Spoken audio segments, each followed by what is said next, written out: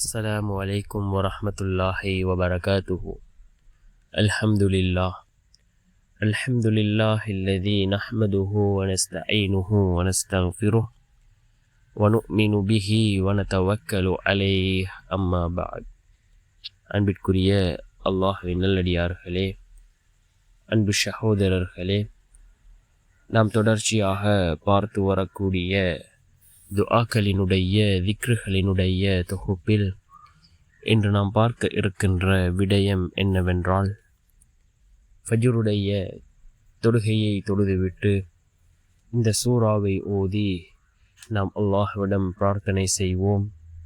இந்த சூறாவை ஓதுவதன் மூலமாக அல்லாஹ் ஜல்ல சுப்ஹானஹு வ தஆலா நம்முடைய வாழ்க்கையில் உள்ள கஷ்டங்களை அல்லாஹ் நீக்குகின்றான். நம்முடைய தேவைகளை அல்லாஹ் பூர்த்தி செய்து தருகின்றான். நம்முடைய வாழ்க்கையில் அல்லாஹ்வினுடைய உதவியை பெற்றுத்தரக்கூடிய மிகவும் அற்புதமான ஒரு சூறாவைத்தான் நாம் இன்றைய வீடியோவில் பார்க்க இருக்கின்றோம். அன்பார்ந்த சகோதரர்களே, அல்லாஹ்வின் நல்லடியார்களே, அல் குர்ஆனிலே 114 சூறாக்கள் இருக்கின்றது. ஒவ்வொரு சூறாக்களுக்கும் ஒவ்வொரு விதமான சிறப்புகள் இருக்கின்றது. சில சூறாக்கள் இருக்கின்றது, அந்த சூறாக்களை ஓதினால் ரசூலுல்லாஹி ஸல்லல்லாஹு அலைஹி வஸல்லம் அவர்கள் கூறினார்கள், வறுமையை நீக்கக்கூடிய சூறாக்கள் அல் குர்ஆனிலே இருக்கின்றது.